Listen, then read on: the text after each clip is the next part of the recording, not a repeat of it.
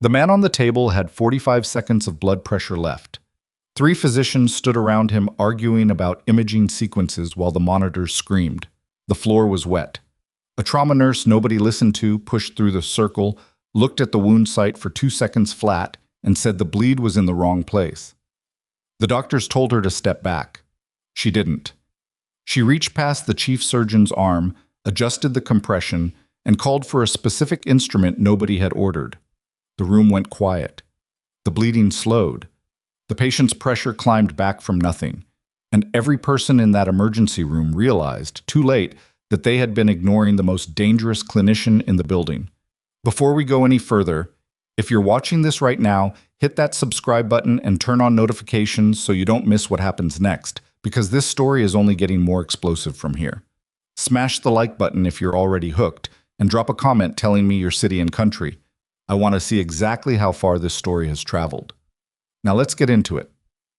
The overnight shift at Hargrove Memorial Hospital started the way it always did in late October, understaffed, overlit, and humming with the kind of low-grade chaos that people who worked there had stopped noticing years ago. Saltbrook, Nevada wasn't a big city. It wasn't a small one either. It existed in that uncomfortable middle ground where the trauma bay stayed busy enough to keep everyone exhausted, but not well-funded enough to keep everyone properly equipped. The parking lot lights flickered on the south end of the building. They had been flickering for 11 months. Nobody had fixed them. Nora Voss clocked in at 10:47 p.m., 3 minutes before her shift officially started, which was already more punctual than half the staff. She was 33 years old, 5'6", with dark blonde hair she kept pinned back hard enough that it never moved during a code. She had brown eyes that nurses in her unit privately described as the kind that see too much.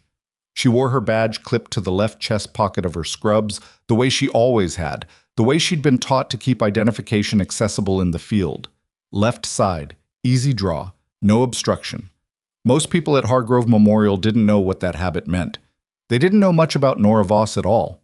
What they knew was that she was a night nurse, reliable, quiet, occasionally too forward with her clinical opinions, and of course, according to her supervisor, consistently overstepping.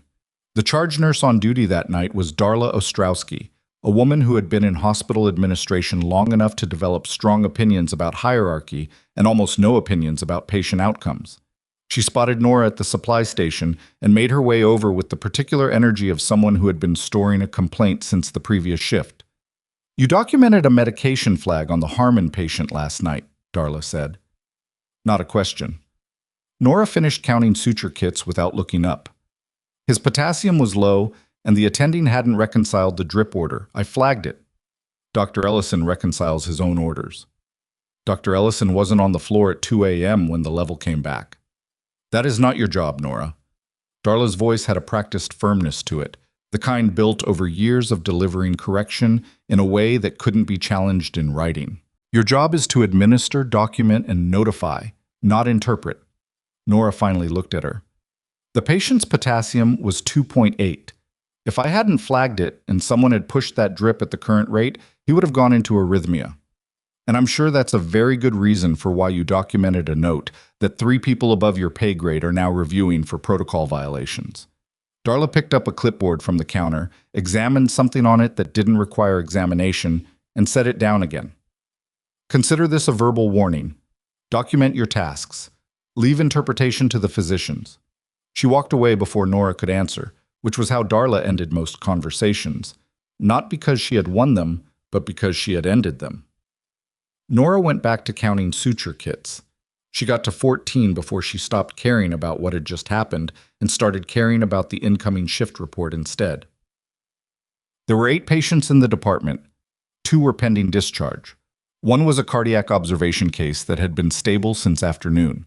1 was a possible appendicitis waiting on a surgical consult.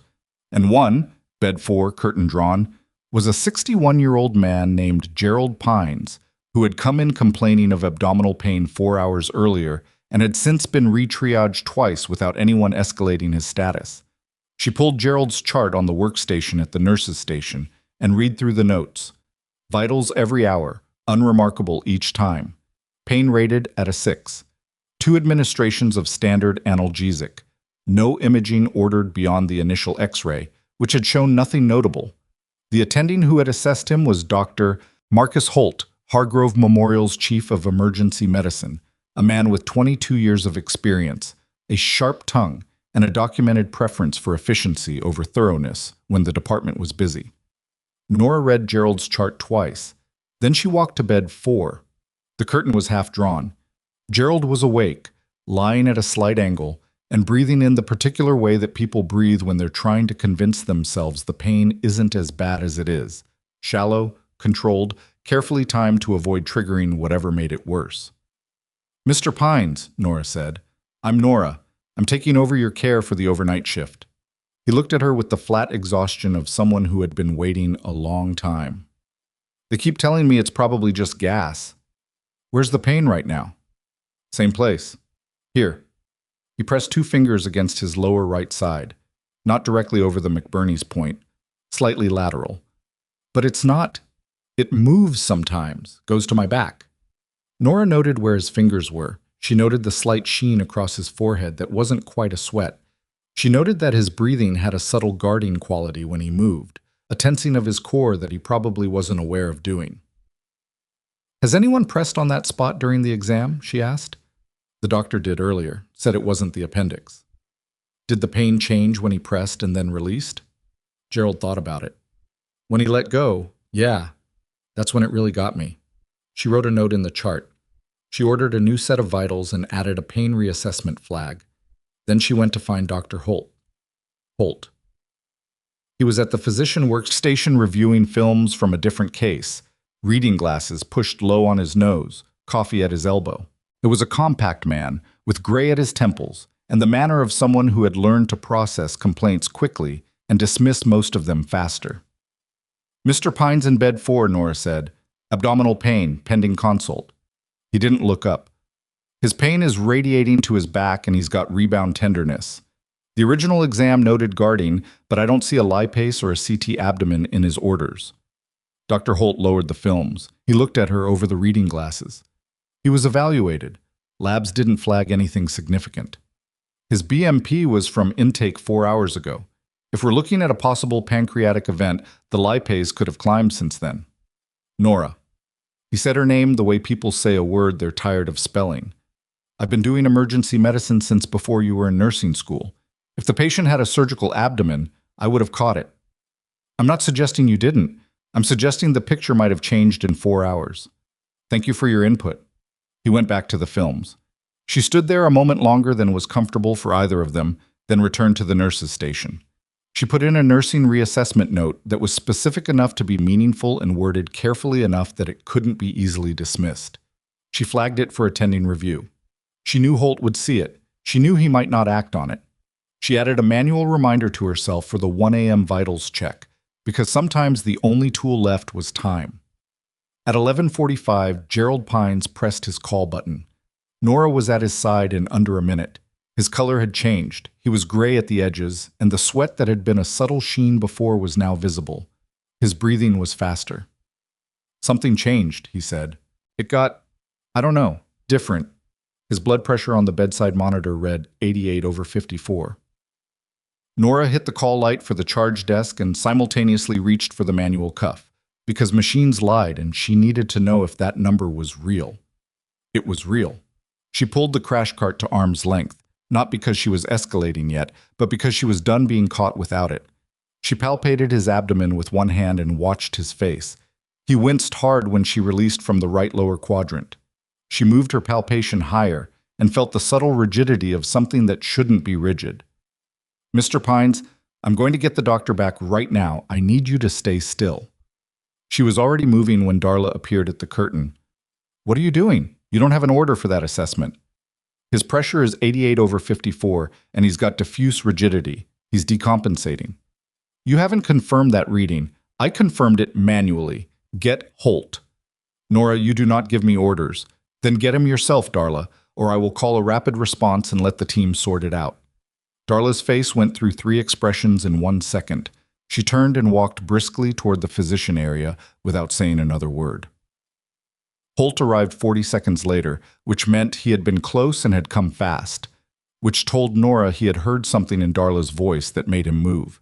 He looked at the monitor, looked at the patient, and the efficiency he usually wore like a coat shifted into something more focused. He did his own assessment. His hands went to the same places Nora's had gone. His expression changed somewhere around the third point of palpation. "When did this change?" he asked. "My last check was 40 minutes ago. I was still ambulatory in pain. This presentation started within the last 15 minutes. Why wasn't I called at 40 minutes? Nora didn't flinch. I put a flag in the chart at 2200 and documented a request for expanded labs. It was marked reviewed. Holt didn't respond to that. He straightened up, pulled out his phone, and called surgery. His voice was calm in the way emergency physicians train themselves to be calm, the tone that meant they were calculating fast and not sharing all of it. When he hung up, he ordered the CT, the lipase, and a surgical consult simultaneously, everything Nora had suggested 2 hours earlier. He didn't say that. He just ordered it. Gerald was moved to imaging within the next 12 minutes. The CT came back showing a perforated viscus with free air under the diaphragm, a condition that, if left another hour at that blood pressure, would have become unsurvivable. Surgery was in the room before the radiologist finished his verbal read. Nora was stripping the bed in Bay 4 at 1:15 a.m., prepping it for the next patient, when Holt walked past. He paused. She could feel him pause without looking up. "Good catch," he said. 2 words. He walked on. She flipped the pillow and reached for the clean linen and thought, 2 words after 2 hours of being told to stay in her lane. But she filed it and moved on because the shift wasn't close to over, and there were 7 other patients in the department, and Gerald Pines was in surgery where he needed to be, which was the only part that actually mattered. The next 2 hours moved in the rhythm of a busy overnight.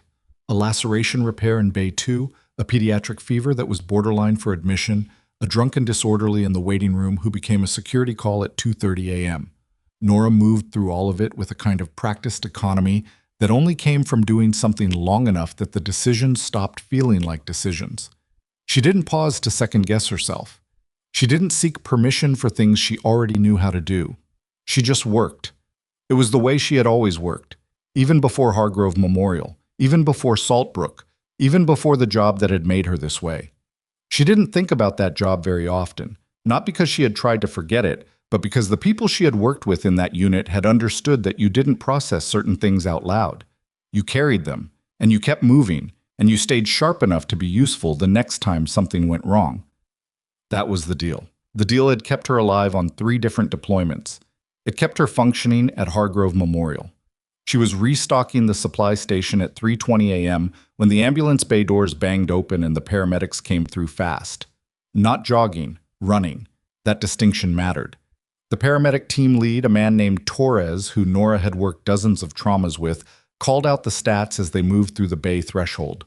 Multiple GSW, 2 entry wounds, 1 confirmed exit, right lateral thorax, 1 probable abdominal retention, BP 70 over palp, GCS 8, lost a peripheral on transport, started a large bore in the field. The patient on the gurney was a young man, 22, 23. His shirt had been cut away in the rig, and the bandaging across his right side was saturated in the way that indicated the bleeding hadn't stopped. His color was wrong. His chest was moving asymmetrically. The trauma room at Hargrove Memorial was small by any serious standard. 1 attending, 1 resident who had been on since 7 a.m. and was running on fumes, 1 scrub tech, 1 nurse. On a major trauma at this hour, that was the team. Holt appeared from the physician area already gloved. The resident, a young woman named Dr. Priya Osei, was 2 steps behind him, putting on her second glove on the move. Nora was already at the trauma bay. "Who cleared you for trauma?" Darla appeared at the door. "She's the only experienced trauma nurse on shift tonight," Torres said, not breaking stride as he transferred the patient. "You want to take the other side, or you want to keep talking?" Darla didn't answer. She stepped back. The next 7 minutes were what the job looked like when everyone in the room knew what they were doing. Lines went in, labs were drawn, airway was assessed and held stable for the moment without intubation. Torres handed off to Holt and moved out of the way. Priya called the chest assessment while Nora managed the IV access on the left arm, the only viable site left. It was Holt who called the abdominal assessment, pressing, mapping, announcing his findings as he moved from quadrant to quadrant. He got to the left lower and paused. Entry wound is right lateral. The exit cleared. Probable trajectory through liver margin into... He stopped. Pressed again. Nora was watching from across the patient while she ran the line. She saw where his hands were. She saw where they weren't. Something wasn't right. She ran through the geometry in her head. The entry point Torres had identified. The angle of the exit wound.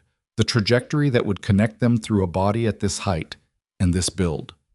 The math didn't come out to where Holt's hands were. "Dr. Holt," she said, "line secure?" "Yes, I think the trajectory went higher than the entry angle suggests.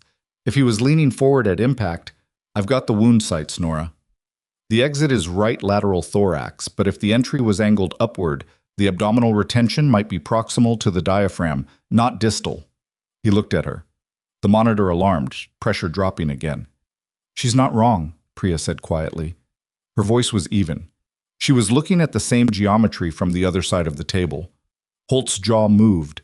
He moved his palpation higher, crossing the area Nora had indicated, pressing into the left upper quadrant with 2 fingers and watching the patient's face. The unconscious response, the microflexion of the facial muscles, told him something. He repositioned. "Fast exam, now, upper left." The ultrasound probe went to the left upper quadrant, and the image came up within seconds. There was free fluid where there shouldn't be free fluid. "Splenic involvement," Priya said. "Get surgery on the phone." Holt's voice didn't change pitch, but it moved faster. "Tell them we've got a probable splenic lac with ongoing hemorrhage and we need a room." Nora was already reaching for the rapid infuser. The patient stabilized enough for transport 14 minutes later. Surgery met them in the elevator bay. As the gurney moved through the doors, Torres paused beside Nora in the corridor and said nothing for a moment, which was his version of acknowledgement. "Good eyes," he finally said. "The math was there. Most people in that room don't do the math." He followed his stretcher out. Nora went back to the trauma bay and began the reset, clearing used supplies, bagging contaminated materials, restocking the crash cart. It was quiet work, the kind of work that didn't get documented, didn't get noted, didn't appear anywhere in anyone's performance record. It just had to get done so the next patient had a functioning room. She was nearly finished when she heard Darla behind her. "I need you to come to the charge desk." Nora tied off the biohazard bag. "Give me 2 minutes." "Now please." The charge desk was a glass-walled alcove that gave Darla a sightline to most of the department. She was standing when Nora arrived, which meant this wasn't casual. "You inserted yourself into that trauma without authorization," Darla said. "I'm the senior trauma-trained nurse on shift. Torres requested me by name." "Torres is a paramedic. He doesn't assign this hospital's staff." Someone had to be in that room. And someone was. Dr. Holt and Dr. Osei were managing the case. You made a clinical suggestion during an active resuscitation that could have distracted the team from the patient had a splenic lac that wasn't on the initial trajectory assessment. The suggestion was correct. "That is not the point." Darla's voice had the tight, precise quality of someone who had rehearsed this. "The point is that you consistently operate outside your defined role, and I have documented 3 instances in the last 6 weeks where you have done exactly that. I have been patient with you, Nora. I have tried to give you room, but this behavior—" "Which behavior?" Nora asked. "The behavior where I catch things before patients die?" The silence between them lasted 3 full seconds. "That is exactly the kind of response that demonstrates the problem," Darla said. "You have no respect for the chain of command. You speak to physicians as if you're their peer. You act as though your individual judgment supersedes established clinical protocol." She set a single sheet of paper on the desk between them. "I'm formally documenting tonight's incident and requesting a performance review. If the review board determines that further action is warranted, that will move forward through HR." Nora looked at the paper. She didn't pick it up. "And the patient from Bay 6, she said. "Who was managing his splenic hemorrhage while I was standing here?" Darla didn't answer. "Right." Nora picked up the paper, folded it once, and put it in the pocket of her scrubs. "I'll review it with HR when the time comes." She walked back to the floor and finished the rest of her shift the way she had started it, without speaking unless she needed to, without asking for anything, without expecting anything in return. At 6:50 a.m., with 10 minutes left before day shift arrived, she was doing final vitals checks in the observation bay when Priya Osei came to stand beside her. "For what it's worth," Priya said, You were right. Nora finished her documentation. I know. Holt knows it too. He just... Priya paused. It's complicated. It's not, Nora said. But thank you. She clocked out at 7:03 a.m. and walked to her car in the south lot, where the parking lights had been flickering for 11 months. She sat behind the wheel for a moment without starting the engine. Not because she was thinking about the incident report. Not because she was thinking about Darla or the performance review or Dr. Holt's two-word acknowledgement. She was thinking about the young man from the trauma bay, 22, 23, whoever he was, and the specific angle of an exit wound she had read correctly in a room full of people who hadn't asked her to. She had read angles like that before, in much worse conditions, in places that didn't show up on any hospital intake form. She started the car and pulled out of the lot. Behind her, the south end lights flickered twice and went dark. She didn't look back. 3 days later, an envelope arrived in the mail at her apartment. No return address. Military postmark. She stood at the kitchen counter and held it for a long moment before she opened it. Inside was a single photograph. She recognized the faces immediately. Her hands went still. The photograph was black and white, printed on standard paper, not photo stock. The kind of image someone had reproduced from a digital file in a hurry or without access to proper equipment. 7 people in it. Desert terrain behind them, the kind that could have been 3 different countries, everyone in tactical gear, faces tired in the specific way that had nothing to do with sleep deprivation and everything to do with what they had just come through. Nora was on the far left. She was 26 in that photo. She remembered the day it was taken, 3 hours after extraction, still carrying someone else's blood on her sleeve because she hadn't had time to change. The man who had taken the picture was standing second from the right in the frame, which meant someone else had sent this. Someone who had been there but wasn't in the shot. She flipped the photograph over. On the back, in handwriting she didn't recognize, "We found you. Kessler." She stood at the counter for a long time. The refrigerator hummed. Somewhere in the building above her, a neighbor was watching television at a volume that bled through the ceiling. Nora set the photograph face down on the counter and went to the window and looked at the street below, which was ordinary and quiet and gave her nothing useful. Kessler. She turned his name over.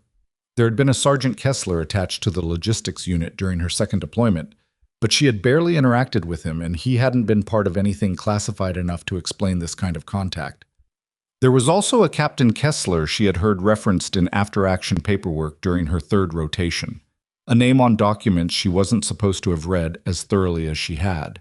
She wasn't sure which one this was. She wasn't sure it mattered. What mattered was that someone had found her current address. That took either connections or resources, and a plain envelope with a military postmark and a photograph from a mission that didn't have a public record suggested it was probably both. She didn't sleep well that night. She wasn't sure she slept at all. She went back to work the next evening with the photograph tucked inside the locked box in her closet, alongside the other things she kept out of sight. Not because they were dangerous, but because they were hers. And she had learned a long time ago that some things stayed private, not out of shame, but out of necessity. The shift was a Tuesday, which at Hargrove Memorial tended to run quieter than the weekend chaos. Nora moved through it the way she moved through all of them, steady and efficient, but she was running a second layer of attention underneath the work, a habit from the field that she had never fully shed. Part of her was always listening for something that didn't fit. She had been on for 4 hours when Darla appeared at the nurse's station with a printed document and the expression of someone who had decided a conversation in advance. "The performance review has been scheduled," Darla said. "Next Thursday, 9 a.m. You'll meet with HR and the department director." "I got the email," Nora said. "I want to make sure you understand the seriousness of this." Nora looked at her. "I understand that I have a meeting next Thursday." "This is a formal review, Nora. If the board determines that your conduct represents a pattern of insubordination, it could result in suspension or termination." "I understand what a performance review is." Darla set the document on the counter between them. A printed copy of the formal complaint, 2 pages, single-spaced. Nora didn't reach for it. "You've worked here for almost 4 years, Darla said. "You're technically competent. I want you to know this isn't personal." "It's fine. I need you to take this seriously." "I take my patients seriously," Nora said. "The meeting is noted." Darla left. Nora went back to her documentation without touching the printed complaint. What she didn't tell Darla, what she didn't tell anyone at Hargrove Memorial, was that the formal review didn't particularly frighten her. Not because she was careless about her job or indifferent to keeping it, but because she had been in situations where the stakes were measured differently. A performance review with HR was uncomfortable and potentially consequential. It was not, by any standard she had been trained to apply, a crisis. What was running beneath it, underneath the workday shift, beneath the medication checks and the discharge paperwork and the new admission in Bay 3, was the photograph. And Kessler, and the specific low-grade alertness of someone who had been found when they hadn't announced their location. She was charting at the station at midnight when her phone buzzed. Not the hospital phone.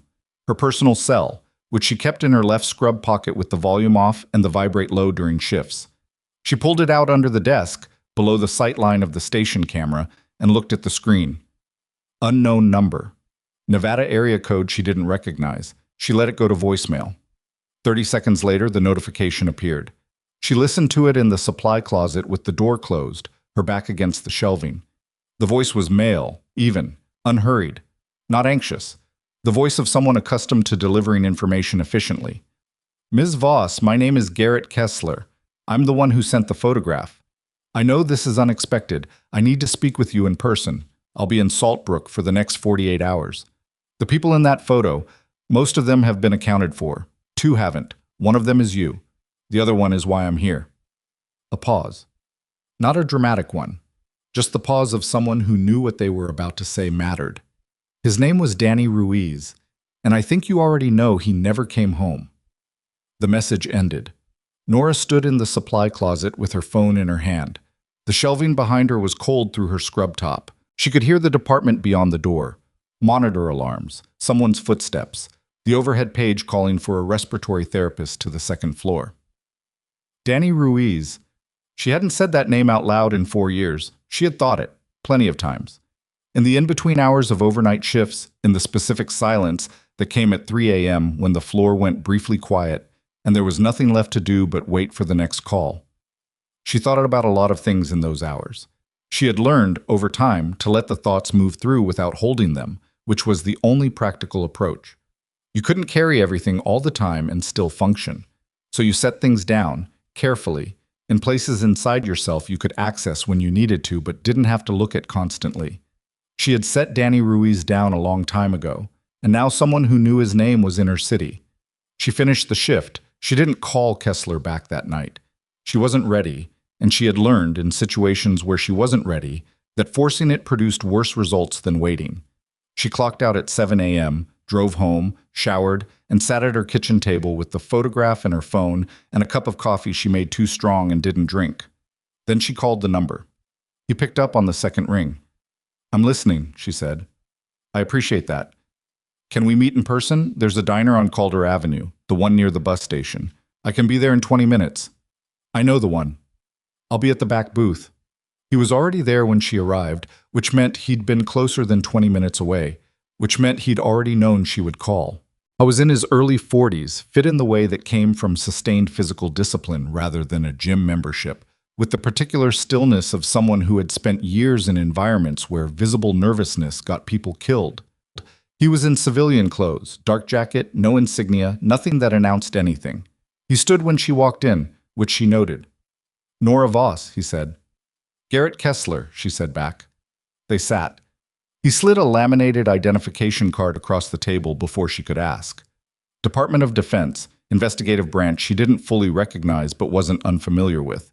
She looked at it long enough to read it properly, then slid it back. What happened to Danny? She asked. That's a longer conversation. Then start it. He picked up his coffee. He was listed MIA after the extraction. You know that. I know that. What you don't know, what wasn't in any report that cleared for standard access, is that he was recovered, 18 months after you came home. Her hands were flat on the table. She kept them there. He was recovered alive, Kessler said. Detained, long-term, high-value situation. There were 3 years between his recovery and the operation that brought him out. He's stateside now. He's been in and out of medical facilities for the last several months, he paused. He asked for you. The diner around them continued its morning rhythm.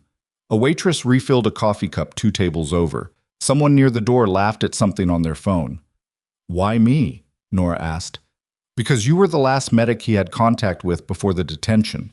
Because his clinical picture is complicated and he has specific injuries that not every provider understands. And because, his words, not mine, he said you were the only person from that unit who actually knew what she was doing under pressure. That's not a medical referral. That's a personal one. It's both. Kessler set down his cup. I'm not here to recruit you back into a uniform, Nora. I'm here because he asked me to find you, and I found you, and now I'm telling you what he said. What you do with it is your decision. She looked at him for a moment. Where is he? Vantrell Medical in Reno, 70 miles from here. What's his current status? Stable, but complicated. He's got a TBI from the original incident, multiple orthopedic injuries from the detention period, and he's been fighting a secondary infection they can't fully resolve. His treatment team is good, but they're not, Kessler chose his word carefully, they're not reading him correctly. Not reading him correctly how? He presents as combative sometimes, refuses certain procedures, has gaps in cooperation that they're documenting as psychological resistance. They've recommended a psychiatric evaluation that he's been refusing. Nora was quiet for a moment. And you think that assessment is wrong? I think a man who spent 3 years in detention, who has a TBI, who has been repatriated and put in a hospital bed by people he's never met, who has been poked and evaluated and questioned for months, I think that man's presentation might not be psychiatric resistance. I think it might be someone trying to maintain control over the only thing he has left. He looked at her directly. You would know better than I would. I'm an emergency nurse at a small hospital in Salt Brook, Nevada. You were a combat medic with the 43rd Evacuation Support, with cross-training in trauma surgery assistance and field neurological assessment. You did 3 rotations, you pulled 7 people out of a situation that had no business having survivors, and you've been working at Hargrove Memorial for 4 years quietly being better than everyone around you while they write you up for it. He said all of it flatly, without performance. Just information. I know who you are, Ms. Voss. So does Danny. The coffee in front of her had gone cold. I'll think about it, she said. I'm here for 48 hours. I said I'll think about it. She drove home. She sat in her car in the parking structure below her building for 20 minutes without moving, looking at the concrete wall in front of her. Then she went upstairs and slept for 6 hours, dreamlessly, which was the first time that had happened in longer than she could accurately remember. She woke at 3 p.m. to 3 messages on her phone. 2 were routine, a shift coverage request from the hospital, a reminder about the performance review. The third was from a number she recognized as the hospital's administrative line, not the nursing floor, which was unusual. She called back and reached Dr. Holt's assistant, who told her that Dr. Holt wanted to speak with her before her next shift. That was unusual enough that she noted it. She arrived at the hospital at 5:30, an hour before her shift started. Holt was in his office with the door half open. He was at his desk without his reading glasses, which meant he wasn't reviewing documents. He was just sitting. Close the door, he said. She did. I looked at the formal complaint Darla filed, he said. Both incidents she cited, the Pines case and the GSW from last week. Nora sat. In the Pines case, you flagged a deteriorating abdomen 2 hours before I ordered imaging. In the GSW, you identified a trajectory discrepancy that changed our assessment of the injury site. He was looking at the desk when he said it, not at her. In both cases, the outcome was directly improved by your involvement. I know, she said. He looked up at that. The directness of it seemed to catch him slightly off balance. I spoke to Darla this afternoon, he said. I told her I would not be providing a supporting statement for the performance review. Nora didn't say anything. I should have done that before the review was scheduled. I'm telling you now because you deserve to know. He cleared his throat. I've let things operate in this department that I should have addressed earlier. The way Darla runs the nursing floor, the way seniority gets enforced as a substitute for competence. I knew it was a problem. I didn't want to deal with it. Why are you dealing with it now? Because a 23-year-old trauma patient is alive and in surgical recovery instead of in the morgue. And the only reason that's true is that the nurse in the room was better than everyone was giving her credit for. He said it like it cost him something to say it, which she respected more than if it had come easily. The performance review is going forward. I can't stop that. Darla filed it through the proper channel, but I won't support it. Okay, Nora said. Is that all you've got? What would you like me to say? He almost smiled. Not quite. I don't know. Something. You did the right thing, she said. It took a while, but you did it. He nodded slowly, and there was something in the nod that was less about her and more about whatever he was reckoning with in himself. She recognized that too. She had seen it in people who had just made a decision that clarified something they'd been avoiding. It wasn't comfortable, but it was real. She went to work. The shift that night was the kind that tested consistency rather than crisis response. A steady flow of patients, nothing immediately catastrophic, the kind of night where the quality of care lived in the details rather than the dramatic moments.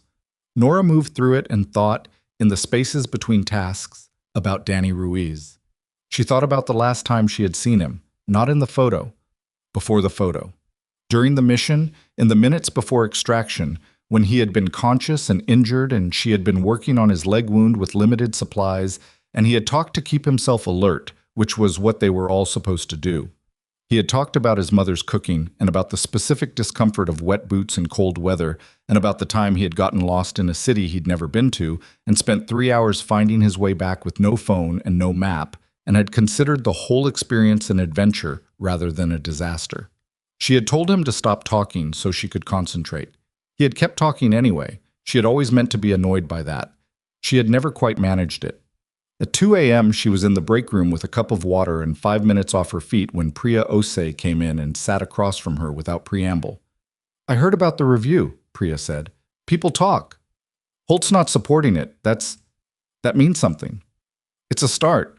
I'm going to write a statement for the review board. Clinical documentation of both incidents from my perspective as the attending on the GSW case. Priya said it matter-of-factly, the way she delivered most clinical information. Direct, undecorated. I wanted you to know before I submitted it. Nora looked at her.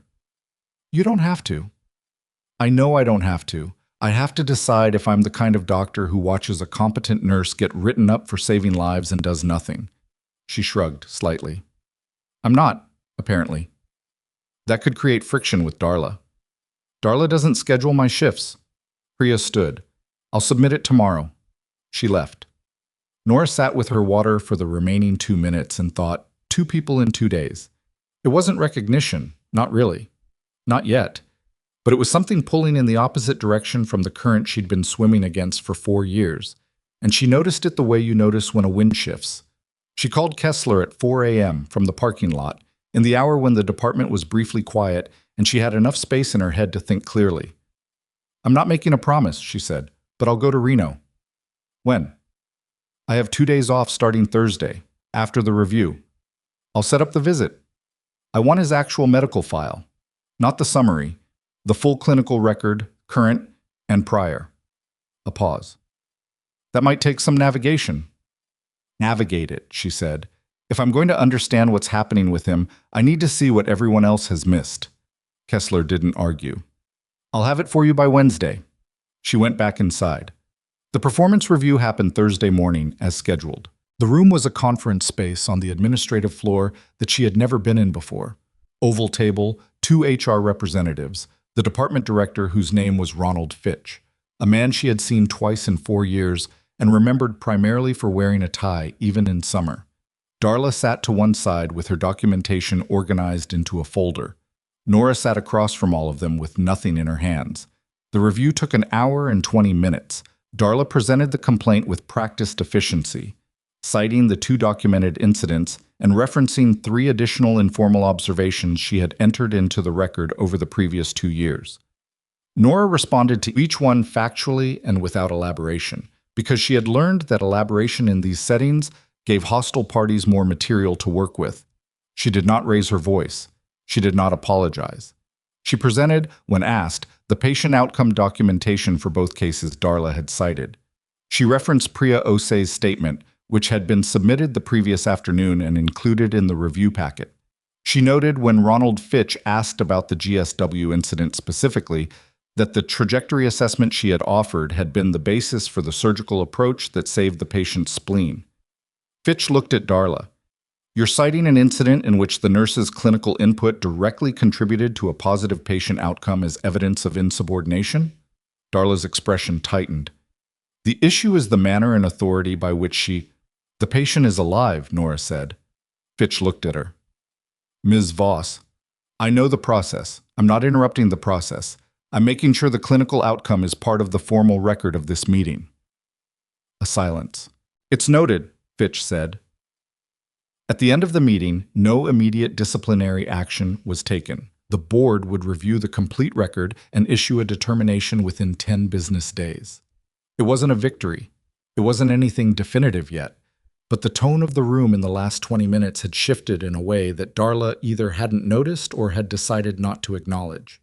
Her folder sat closed on the table in front of her. She had stopped referring to it sometime around the 40-minute mark. Nora thanked the board and left. She drove home, changed out of the clothes she'd worn to the review, and packed a bag. Nothing extensive. 2 days' worth of clothing, her toiletry kit, the notebook she had carried for years and used for the kind of handwritten documentation she trusted more than digital records. She put Danny Ruiz's medical file, delivered by Kessler's courier, Wednesday morning, physical copy, sealed, on top. She hadn't opened it yet. She opened it at the kitchen table before she got in the car. It took her 45 minutes to read through it properly. She didn't rush. She made notes in the margins in pencil where she disagreed with an assessment or where the clinical picture described by one specialist contradicted the findings of another in a way that should have been reconciled and hadn't been. She circled 2 lab results that were being attributed to the infection, but which, when read alongside his neurological presentation notes, suggested a differential that nobody appeared to have considered. By the end of the file, she had 7 separate clinical questions that the records didn't answer. She closed the file and sat at the table. Danny Ruiz had spent 3 years detained in conditions that the file described as significant physical duress, a phrase so carefully sanitized that it required no imagination to understand what it meant. He had come home weighing 40 pounds less than his enlistment record showed. He had 3 healed fractures in his left hand that had set without medical intervention. He had a right orbital fracture that had healed slightly misaligned, which explained the headache patterns his current team kept attributing to his TBI, rather than to the structural issue that was probably compounding it. He was 31 years old. He had been asking for her for 4 months before Kessler found her. She put the file in her bag and drove to Reno. Vantrell Medical was 100 miles from the kind of facility that saw trauma patients off the street. It was quiet, access-controlled, set back from the main road behind a stand of trees that gave the building a residential quality it only half earned. The parking lot had 2 military-plated vehicles in the far corner and 1 unmarked black SUV that didn't pretend to be anything it wasn't. Kessler met her at the entrance. "He knows you're coming," Kessler said. "How is he today?" "Uncooperative with the morning team, refused the PT session, asked twice what time you were arriving." She absorbed that. "Does his treatment team know I'm here?" "They know a consultant is visiting. The specifics of your background weren't shared." "That'll create a problem." "Probably. We'll deal with it." The attending on Danny Ruiz's care was a Dr. Lawrence Vick, whom Nora encountered in the corridor outside the room, and who looked at her with the specific expression of a physician meeting someone they hadn't been adequately briefed about. "Mrs. Voss," he said, "I understand you're here as a consultant." "I'm a colleague of this patient's from a previous assignment," she said. It was accurate enough. "He's been clinically volatile today. I want to be clear that any visit that agitates him further will need to be cut short." "Understood." Vic walked with her to the room door, which he appeared to interpret as supervision. She didn't object. She pushed the door open. Danny Ruiz was in the bed, partially upright, in the position of someone who had refused to lie flat. He was thinner than the photograph. He had more gray at his temples than 31 justified, which wasn't a medical observation, but was the first thing she noticed. His eyes came to her the instant the door opened and stayed there. "Hey," he said. "Hey," she said back. Dr. Vick was in the doorway behind her. Danny's gaze moved past her, registered Vick, and came back. "Can you get him out of the room?" Danny said to Nora. Not a question, not hostile, just direct. "Dr. Vick," she said without turning around, "I'd like a few minutes with the patient." "Standard protocol during a consult is for 5 minutes, she said. "I'll call if anything changes." A pause. Then the door moved behind her. Not a slam, not a closure of indignation, but the careful, deliberate pull of someone choosing their battles. Vic stepped out. Danny looked at her for a long moment in the quiet of the room. "You look different," he said. "It's been 8 years." "You look tired." "So do you." "Yeah." He shifted slightly, repositioning against the pillow in a way that favored his right side. She noted the direction of the preference. "Kessler told you everything?" "He told me enough." "Then you know I've been asking for you for a while." "He told me that too." She moved to the chair beside the bed, not the visitor's chair against the wall, but the clinical stool the nurses used, which put her closer and at a better angle. "Why me specifically?" He considered that. "Because you're not going to tell me the reason I'm not sleeping is because of my mental state." She waited. "The headaches are structural," he said. "The eye socket thing. I've been telling them for 2 months and they keep redirecting to the TBI." "I read the file," she said. "I think you're right." Something in his face shifted. Not relief exactly. It was more like the specific internal adjustment of someone who has been carrying the weight of being disbelieved and has just been set down, just fractionally, just enough to notice. "Okay," he said. His voice was quieter. "Okay." She opened her notebook. "Tell me where the headaches start," she said. He told her. She wrote. Outside the room, through the reinforced glass panel in the door, Dr. Vic was speaking to someone in the corridor. She could see him from her peripheral view. He had his phone in his hand. The person he was speaking to was not Kessler. She kept writing and didn't let herself look. Whatever was happening in that corridor had a shape she recognized from experience. The shape of someone who had just discovered that the situation in the room was not what they had been told it was, and was deciding quickly how to respond to that. She had 2 minutes of conversation left before that decision arrived at the door. She used them well. Part 3, the door opened before she finished her last sentence. Dr. Vic came in with the specific energy of someone who had made a decision in the hallway and was now committed to it. Behind him was a woman Nora hadn't seen before, mid-50s, administrative lanyard, the expression of someone whose job was to manage situations before they became problems. "Ms. Voss," Vic said, "I'm going to need to pause this consultation." Nora didn't close her notebook. "We're in the middle of a clinical history." "I understand that, but I've just been informed that your credentials for this visit haven't been properly verified through our facility's consultation protocol, and until that's resolved, my credentials are being handled through the DoD liaison that arranged this visit," Nora said. "That's Garrett Kessler. He's in the building." Mr. Kessler's authorization covers the visit itself. It doesn't extend to clinical consultation authority, which requires our department head's sign-off.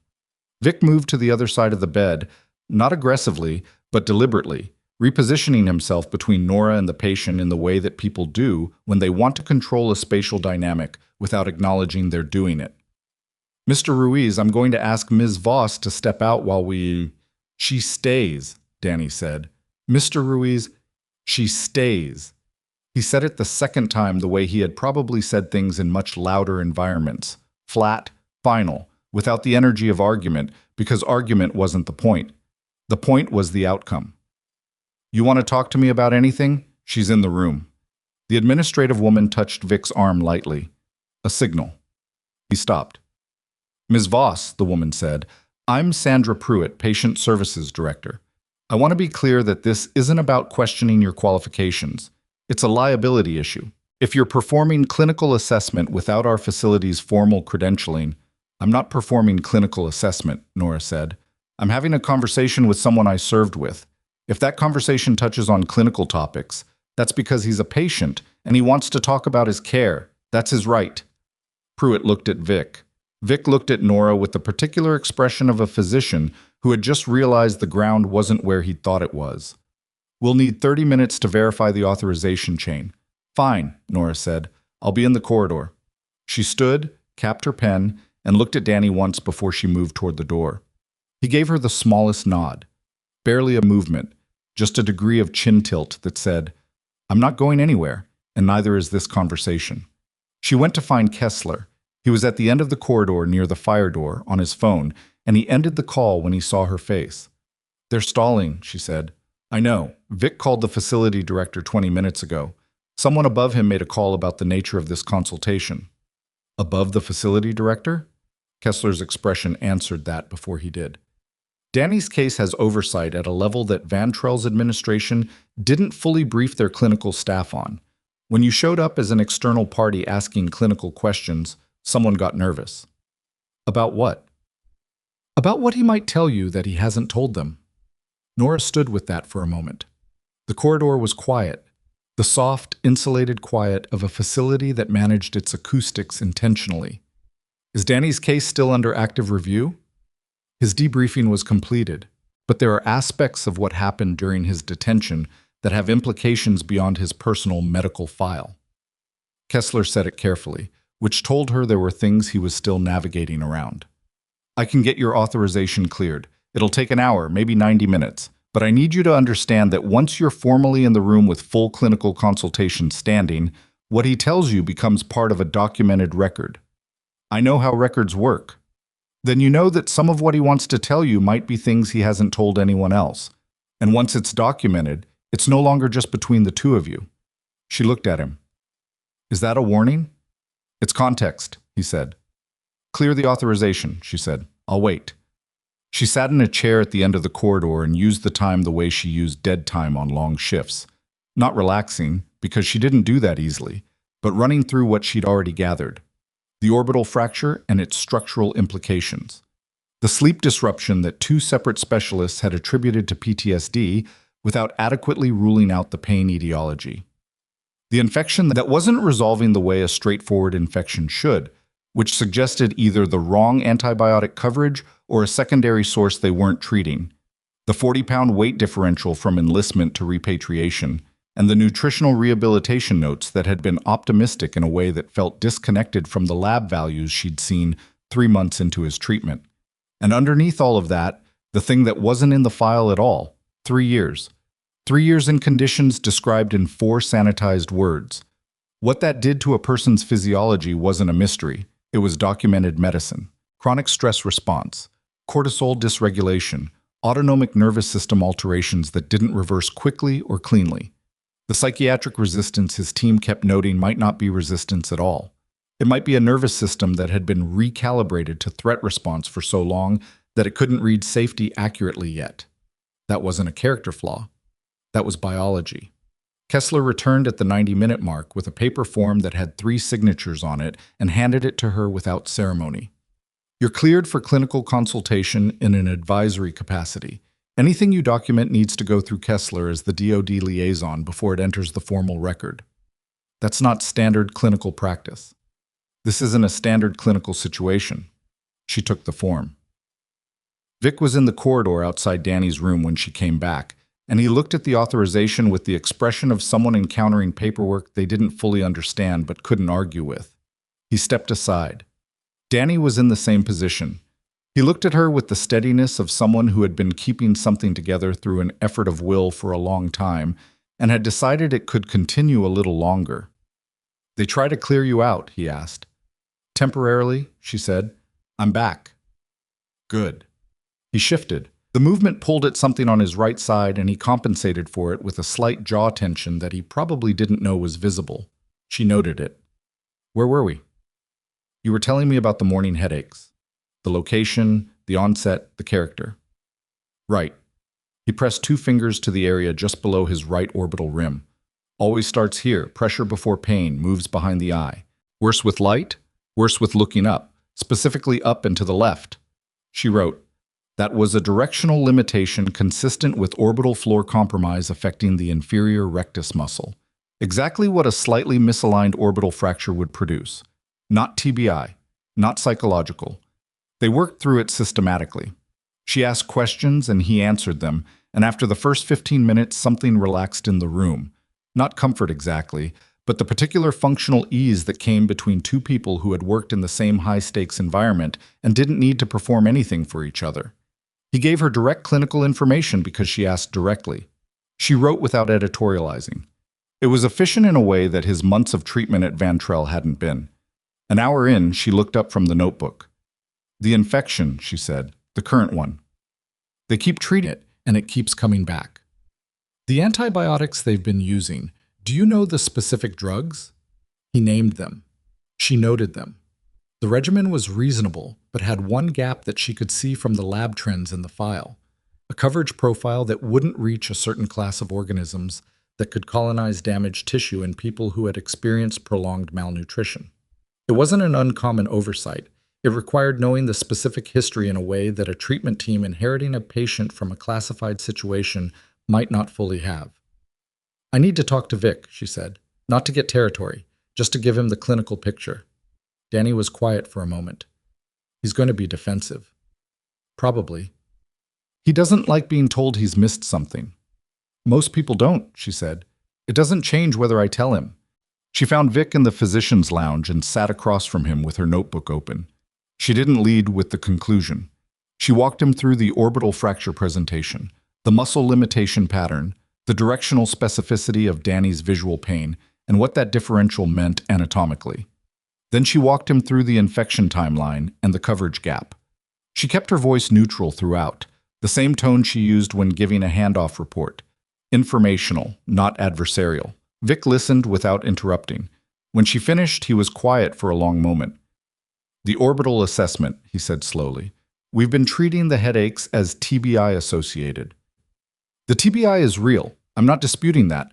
But the orbital component is adding a separate pain pathway that isn't responsive to the current treatment approach because it's a different etiology." "You got all of that from a 1-hour conversation." "I got it from the file in a 1-hour conversation." He picked up his pen and turned it over in his hands. A thinking gesture. "The infection coverage. That's a reasonable differential. I'd want to consult infectious disease before changing the regimen." "That's the right call," she said. He looked at her. "You're not here to take over his care." "No. You're here because he trusts you." "I'm here because he asked." Something in Vic's face moved through a sequence she recognized. The sequence of a physician encountering competence from an unexpected source and deciding what to do with it, whether to defend the territory or use the information. In her experience, which direction they went said more about them than anything else they would do all day. "I'll order the orbital imaging," Vic said, "and I'll loop in ID on the coverage question." "Thank you," she said. And she meant it without condescension, which seemed to register. She went back to Danny's room and told him what had been agreed. He absorbed it with a kind of careful quiet. Not relief, not vindication, just the quiet of someone whose account of themselves had been verified by someone they trusted. "You're staying tonight?" he asked. "I've got a room in Reno." "Come back tomorrow." "I'll come back tomorrow." She drove to the hotel and ate something she didn't particularly taste at the restaurant next door, and sat at the small desk in her room with her notebook and the residual weight of the day. It was a different kind of weight than the hospital gave her. Hargrove Memorial wore her down through friction, the constant low-grade resistance of operating in a place that didn't value what she knew. This was heavier, more specific. The weight of someone she had left in a desert and come home from, who had not come home, who had finally come home and was still fighting for basic clinical recognition in a building full of people trying to help him. She opened her notebook to a clean page and started writing clinical notes, detailed, organized, the kind of documentation she had been taught to produce in the field when the formal records were incomplete or inaccessible. She wrote for an hour. Her phone rang at 11:45 p.m. She looked at the screen. Hargrove Memorial main line. That was unusual enough that she picked up. "Nora." It was Priya Osi. Her voice was controlled, but running underneath that control was something else. "I'm sorry to call this late." "What happened?" "Darla Ostrowski was brought into the ER 40 minutes ago. Multi-vehicle accident on the 395 interchange. She's got blunt abdominal trauma, a right tib-fib fracture, and she's hypotensive." Nora absorbed that. "Who's on trauma?" "Holt's running it, but there's a situation." A pause that Priya used to choose her words. "The incoming trauma was flagged for your patient Pines. His family was in the same accident. His wife is in critical. Holt is managing 2 simultaneous traumas. We're understaffed tonight. And why are you calling me, Priya?" "Because Darla is asking for you." Silence. "She's conscious?" Nora asked. "In and out. When she's awake, she keeps saying your name. We didn't know what to tell her." Nora stood up from the desk. She was already looking for her car keys without consciously deciding to. "I'm 70 miles out." "I know. I don't know why I called. I just thought you should know." "I'll be there in an hour." She was on the highway in 8 minutes. The Nevada dark pressed flat against the windows, and the road was almost empty at this hour. and she drove faster than the limit without thinking about it, which was a decision she was making and not making simultaneously. The kind of choice that resolved before it was fully conscious. Darla Ostrowski had filed a formal complaint that could have ended her career, had delivered a verbal warning in front of a junior nurse, had told her, twice, that she had no right to interpret what her own eyes were showing her. And now Darla was on a trauma table asking for her by name. Nora had been in that position before, not precisely this position, but the structural version of it, where the person who needed her was the person she had the most reason to walk away from. She had learned, in those situations, that she didn't actually debate it. Something more fundamental than the debate was already moving. She drove. She arrived at Hargrove Memorial at 1:07 a.m., still in the clothes she'd worn to Van Trell, and went directly to the ER. The charge desk was being run by a float nurse she recognized but didn't know well, which told her that the understaffing Priya had mentioned was real. She could read the department's stress state from the body language of every person visible from the entrance, elevated, controlled, the specific posture of people running above capacity. Holt was in Trauma Bay 1 with the Pines family situation. Priya was in Trauma Bay 2, which had been improvised from the overflow bay and had half the equipment. Darla was in Bay 2. Nora pulled gloves from the box at the door and went in. Priya looked up from the IV she was managing. Didn't say anything, which was the right call. Darla's color was wrong. Her BP on the monitor read 94/60, which for a woman her size and age was not sustainable without intervention. Her right leg had been splinted in the field, and the splint was holding, but the abdominal tenderness Priya had mentioned was the thing that needed attention, because hypotension plus blunt abdominal trauma had a narrow differential, and none of the options on that list were minor. Nora looked at the fast exam results on the workstation. The portable ultrasound had been done on arrival. Negative for free fluid in the initial sweep, but the quality of the image on the right upper quadrant was degraded enough that she didn't trust it. She pulled the ultrasound probe from the cart. "Do another look?" Priya asked. "The Morrison's pouch image is inconclusive." Nora placed the probe. "She's hypotensive and the mechanism was high-speed collision. I want to see this myself." She scanned. It took her 40 seconds. There was free fluid in Morrison's pouch that the first sweep had missed. Subtle, layered against the inferior hepatic margin in a location that required a specific probe angle to capture. Not massive, but it was there and it was new, which meant the source was ongoing. "She's bleeding," Nora said. "Right upper quadrant, active." Priya leaned in to look at the image. "That wasn't there 20 minutes ago," Priya said, and her voice was steady in the way that meant she was already calculating. "It was there. The angle was wrong." Nora set the probe down. "She needs surgery." "I'll call." While Priya was on the phone, Nora moved to Darla's head. Darla's eyes were partially open, not fully conscious, not fully absent. The in-between state of someone in hypovolemic shock who was still fighting. "Darla," Nora said. A response. Eyes moving, focusing, slowly. "You're at Hargrove Memorial. You came in after an accident. We're getting you to surgery." Darla's mouth moved. Nora leaned closer. "You came," Darla said. The words were slow, the consonants blurred at the edges. "I came," Nora said. Darla's eyes moved across her face in the unfocused way of someone trying to place something. "Why?" "Because you're my patient," Nora said. "That's the whole answer." Darla closed her eyes. Her breathing was shallow, but present. Surgery confirmed availability in 4 minutes. The transport team arrived in 6. Nora stood back as they prepared for the move and ran a final visual check. Line secure, pressure monitoring continuous, nothing that would compromise the transfer. She called the assessment to the surgical nurse in the door. Active hepatic hemorrhage, right upper quadrant confirmed on US, BP trending down from 94 over the last 12 minutes. 2 large bore IVs running wide open, blood type confirmed. Consent obtained from the patient during a brief lucid interval. Everything said. Everything transferred. The gurney moved. Nora stripped her gloves and stood in the middle of the improvised trauma bay, which now looked the way trauma bays always looked after a patient left quickly. The controlled disorder of urgency, the equipment not yet cleared, the silence that came after the noise of doing everything at once. Holt appeared in this doorway. He took in the room, then her.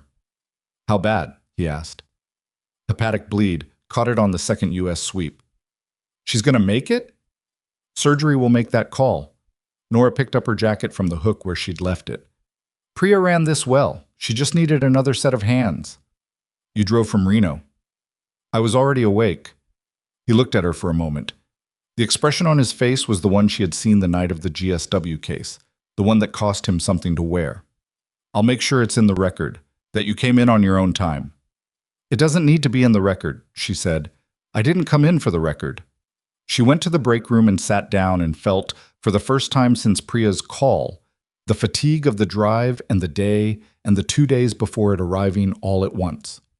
She put her elbows on the table and her face in her hands for approximately 90 seconds. Not dramatic, just necessary. The way you take a breath when you've been holding it too long. When she looked up, Priya was in the doorway with 2 cups of coffee. She set one in front of Nora without being asked. The hepatic bleed was the right call, Priya said. First sweep was genuinely inconclusive. A lot of people would have filed that as negative and moved on. I know.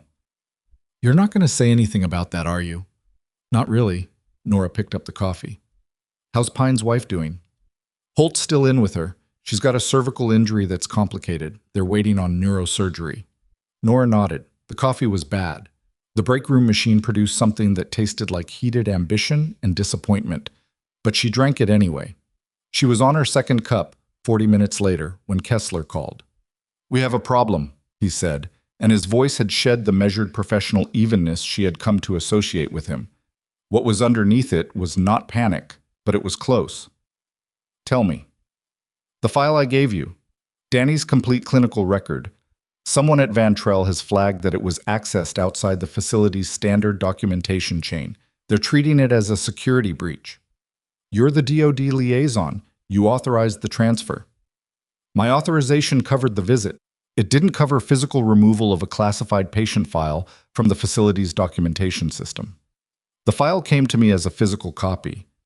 I know, but pulling that physical copy triggered a log entry that flagged automatically. And the person who received that flag isn't someone who wants a former combat medic from that unit asking clinical questions about Danny Ruiz. A pause. Nora, there's something in that file, something in the clinical record that describes the conditions of his detention, that some people would prefer not to have in circulation. She was very still. What kind of something? She asked. The kind that tells you something about who was responsible for those conditions and why they haven't been named publicly. She looked at the notebook on the table in front of her. The clinical notes she had written last night, transcribed from the file. The specific details of what 3 years of documented conditions had done to a body that had been 28 years old when it started. Who flagged it? She asked. Someone with rank I don't have access to, Kessler said. And they're not just flagging the file. They're questioning your authorization to be in contact with Danny at all. Another pause, longer this time. They've been in contact with Hargrove Memorial. The break room felt very quiet. What kind of contact? She asked. Nora. His voice dropped. They sent documentation to your hospital's administration, claiming that your military service record contains a conduct violation that was sealed, claiming that you were removed from your unit for cause. She said nothing. It's not true, he said. I've seen the actual record. There's no violation. You were honorably discharged. But the document they sent looks official enough that your hospital's administration won't know the difference without a formal challenge. She sat with that. 4 years at Hargrove Memorial. 4 years of being dismissed and documented and warned and reviewed. And now, from a direction she hadn't seen coming, something that could end it entirely. Not just the job, but the license, the history, the things she had built out of the years after she came home and needed something to hold on to. And it had come because she'd driven to Reno and sat beside a man who had been asking for her for 4 months and actually listened to what he said. Her phone buzzed on the table. A text from a number she recognized as the hospital's administrative director's office. Miss Voss. We need to meet at your earliest availability regarding a matter that has been brought to our attention. This is urgent. She read it twice. Then she looked at Kessler's name on her phone screen, still connected. How long do I have before this moves officially? She asked. Hours, not days. She closed her eyes for 3 seconds, opened them. Tell me the name of the person who sent that documentation, she said. Kessler was quiet for a moment that told her he was deciding something. His name is Colonel Brent Aldrich, he said, and he's the reason Danny Ruiz spent 3 years in detention instead of coming home after 6 months. The name sat in the air of the break room like something with weight. Nora didn't repeat it. She didn't need to. She wrote it in the margin of her notebook in the same pencil she used for clinical notes, Aldrich, and underlined it once, not twice, because twice would have been emotional, and she wasn't operating from that place right now. How connected is he? She asked. Connected enough that the documentation he sent to your hospital looked legitimate on first pass. Connected enough that flagging Danny's file triggered a response within 6 hours. Kessler paused. He was the senior oversight officer for the operation Danny was extracted from. Officially, his record on that mission is clean. No findings, no investigation. Because Danny was listed MIA and nobody was asking questions. Correct. And now Danny's stateside. He's talking to his treatment team, and someone who has been comfortable for 3 years just became uncomfortable. That's the shape of it. She closed the notebook. What's in the clinical record that specifically threatens him? Another pause. Longer. She could hear Kessler deciding how much to give her, and she waited him out because pushing would make him defensive and she needed him functional. The detention conditions documented in Danny's file, Kessler finally said, include a timeline that contradicts Aldrich's official after-action report. Aldrich reported that the team was fully extracted. His paperwork shows all personnel accounted for within 72 hours of mission completion. Danny's medical record, the physical trauma documentation, the timeline of injury healing, the malnutrition staging, puts him in those conditions for 36 months. The math doesn't work unless Aldrich knew Danny was still there and reported otherwise. Nora sat with that. He left him, she said. He left him and then covered it. She had known men like Aldrich. Not him specifically. She had never crossed his name in a way that stuck before tonight, but the category. The kind of officer who made decisions in the field that served the mission report more than the mission personnel, and then built a professional life on the version of events that required the inconvenient details to stay buried. They existed. She had encountered the aftermath of them more than once. She had just never had one reach into her civilian life and start dismantling it. The documentation he sent to Hargrove, she said, a fabricated conduct violation. It's formatted to look like a sealed DoD record. Most hospital administrators won't have the access or the framework to verify it independently. Who would? Someone with direct access to the actual service record database. Someone in my position, or above it. Can you provide a counter document, official, with the actual record? I can, but it'll take time to process through the correct channels. And in the meantime, your hospital's administration is looking at something that appears official and says you were removed from your unit for conduct. He stopped. Nora, if they act on it before I can counter it, they'll suspend me pending investigation, she said. I know. She looked at the text message on her phone. This is urgent. How long to get the counter documentation? She asked. If I push it, 12 hours, maybe 10. I have a meeting with administration that they're calling urgent. I need to push that meeting as long as possible without triggering an immediate suspension. Can you do that? I can try. She stood. In the meantime, I need you to do something else. Name it. Danny's orbital fracture assessment and the infection coverage differential. I need those documented as official clinical recommendations through your DoD liaison authorization. Not through me. Through you and through Vic, so they're in the formal record under credentials that can't be challenged. You want the clinical work attributed to the process rather than to you. I want Danny's care protected regardless of what happens to my license in the next 12 hours. She picked up her jacket. Do the orbital imaging request and the infectious disease consult go through you or through Vic directly? Through Vic. I'll call him now. Tell him to move on both today.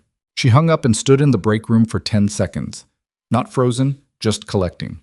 The way you collected before a movement in terrain that had just changed on you. You didn't rush the collection. Rushing the collection cost you more time than it saved. Then she walked to the administrative floor. Ronald Fitch's assistant looked surprised to see her, which confirmed that the urgent text had been anticipatory rather than immediate. She asked for a meeting with Fitch at the earliest available time and was told he had a 10 o'clock slot. It was currently 4:20 a.m. She said 10 o'clock was fine, thanked the assistant with genuine courtesy, and left. 6 hours. She went back to the ER floor, not because she was scheduled, but because the department was still short-staffed and Priya was still managing the Pines family situation alongside 2 other active cases, and because standing still right now would cost her more than working. She found Priya at the nurse's station and said simply, "Put me where you need me." Priya looked at her for a moment. "You drove from Reno in the middle of the night. And I'm standing here. Where do you need me?" Priya put her in Bay 3, where a 67-year-old man named Arthur Delaney had come in with chest pain that had been cleared for cardiac origin, but was presenting with an atypical pattern that nobody had fully explained yet. Nora reviewed his chart, talked to him for 8 minutes, and identified a clinical picture consistent with an esophageal spasm exacerbated by a new medication his primary care physician had started 2 weeks earlier, a drug interaction that was documented in the literature but not widely known at the prescribing level. She flagged it in the chart, noted the interaction, and recommended a medication review before discharge.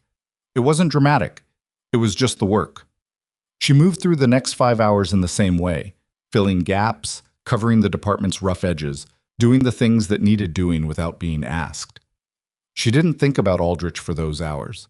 She thought about patients. At 9:45 a.m., she went to the bathroom on the 2nd floor, washed her face, looked at herself in the mirror for approximately 4 seconds, and went to Fitch's office. He was behind his desk. He had the fabricated document in front of him. She could see the formatting from across the room, the official header, the seal that Aldrich's people had constructed well enough to pass a visual inspection. Fitch looked like a man who had been carrying something uncomfortable since early morning and was relieved to be able to set it down. "Thank you for coming in, Ms. Voss," he said. "Of course." She sat. "I'll be direct with you. We received documentation this morning that raises concerns about your military service record. Specifically, a conduct violation," she said. "Sealed." He paused. "You're aware of this?" "I became aware of it last night. I want to be equally direct with you. The document is fabricated. My actual service record shows an honorable discharge with no conduct findings of any kind. The DoD liaison who coordinated my recent consultation visit is currently processing a formal counter-verification through the correct channels. You'll have it by this afternoon." Fitch looked at the document on his desk, then at her. "If you're saying this is a false record, I'm saying it's fabricated, yes. I'm also saying that the person who sent it is currently under scrutiny for conduct related to a classified military operation, and the timing of this document reaching your desk is not coincidental." She kept her voice even. "I'm not asking you to take my word for it. I'm asking you to wait for the official verification before making any employment decisions. You'll have it today." "That's a significant claim, Ms. Voss." "I know. If someone fabricated an official-looking military document and sent it to this hospital, that's a federal matter." "It is," she said, "and it's being handled at that level." Fitch sat back in his chair. He was not a bad man. She had assessed that in the performance review and was reassessing it now. He was a man in an administrative role who had been handed something that looked official and had done the obvious thing, which was act on it. The obvious thing wasn't always the right thing, but it wasn't malicious either. "I'll hold any action pending the verification," he said slowly. "But Nora, if the counter-documentation doesn't come through, it will," she said. She left his office and checked her phone. A message from Kessler. "Vic ordered the orbital imaging. ID consult requested. Moving." She wrote back. "Fitch is holding. Need counterdoc by 2 p.m. Kessler. Working on it." She went back to the floor. At 11 a.m., Darla Ostrowski came out of surgery. The surgical resident came down to brief Holt, and Nora was close enough to the nurse's station to hear the summary. Hepatic laceration repaired, no additional bleeding sites identified, stable in recovery. The prognosis was good for full recovery with appropriate rehabilitation for the leg fracture. The resident said it with the particular professional satisfaction of a difficult case with a clean outcome, which was fair. It had been well managed once it got to the right people. Nora heard the brief and went back to her documentation. An hour later, a recovery nurse appeared at the ER entrance and asked for Nora specifically. The surgical recovery unit was requesting her, on behalf of the patient. She took the elevator to the 3rd floor. Darla was in a bed in the recovery bay, not yet moved to a room. She was awake, more awake than she'd been in the trauma bay, less awake than her baseline. The anesthetic was wearing off in layers, and with it came something that Nora had seen before in patients coming out of acute events, a kind of stripped quality, the usual social architecture temporarily offline. Darla looked at her when she came in. "The nurse at the desk said you were the one who caught the bleed," Darla said. Her voice was rough from the intubation. "Priya Ose ran the resuscitation," Nora said. "I assisted." "That's not what the nurse told me." Nora sat in the chair beside the bed. "How are you feeling?" "Like I was in a car accident." A pause. "Which I was." Darla's eyes moved to the ceiling and then back. "I was told you drove from Reno." "It wasn't that far." "Why did you come back?" Nora considered the question, not the answer. She knew the answer, but whether to give it plainly or give it diplomatically. She went with plain because Darla was in a recovery bed and deserved directness. "Because Priya called and said you were asking for me," she said, "and because you were in trouble." With the review. "That doesn't change what you needed." Darla was quiet for a long moment. She looked at the IV line in her left arm, which was the kind of thing people looked at in hospital beds when they were thinking about something they didn't know how to say. "I've been in hospital administration for 18 years, Darla said, finally. "I know how departments run. I know how hierarchy protects outcomes." She stopped, started again. "I also know that sometimes hierarchy protects the people at the top of it more than the patients." She didn't look at Nora when she said it. "I knew you were better than I gave you room to be. I knew it, and I documented around it instead of managing it properly." It was not an apology exactly. It was an admission, which in Nora's experience was harder and more meaningful than an apology. Apologies could be performative. Admissions cost something real. "I hear you," Nora said. "The review board meeting is still scheduled." "I know. I won't be submitting anything further in support of the complaint." Darla's jaw tightened slightly. Residual pain or the effort of saying something she'd decided to say before she could decide not to. "I'll submit a withdrawal." "You should do whatever you think is right," Nora said. "Don't do it because of today." "I'm doing it because of today and because of 2 years before today." Darla closed her eyes briefly. "They're not separate things." Nora sat with her for another 10 minutes, until the recovery nurse came in to do a medication check. Then she stood and said she'd check in again before the end of the day, and Darla nodded, and they left it there. Not resolved, not repaired, but moved, which was something. She was in the elevator when her phone vibrated. "Kessler." She answered. "The counter documentation is processed," he said, "sending to Fitch's office in the next 15 minutes. Certified direct from the discharge records database. Your service record, full and unredacted." She exhaled. One breath, then steady again. "There's more," Kessler said. She waited. "The fabricated document, Aldrich's people made a technical error. The seal they used was from the correct issuing office, but the version number on the seal format was retired 8 months ago. The current seal has a different format." His voice had shifted into something that was closer to satisfaction than he usually let show. "Our tech analyst caught it at 8 a.m. We submitted that finding to the Inspector General's office 2 hours ago." "That's enough to open an investigation." "That's enough to open an investigation into the fabrication specifically, which, once you open that door, creates a formal pathway to examine why it was fabricated. Which opens the question of Danny's timeline, which opens Aldrich's after-action report." He paused. "It's a thread, and it's in the right hands now." Nora stood in the elevator as the doors opened on the ground floor. She didn't step out immediately. "How is Danny taking this?" she asked. "I spoke to him an hour ago. He knows the IG referral went in. He's..."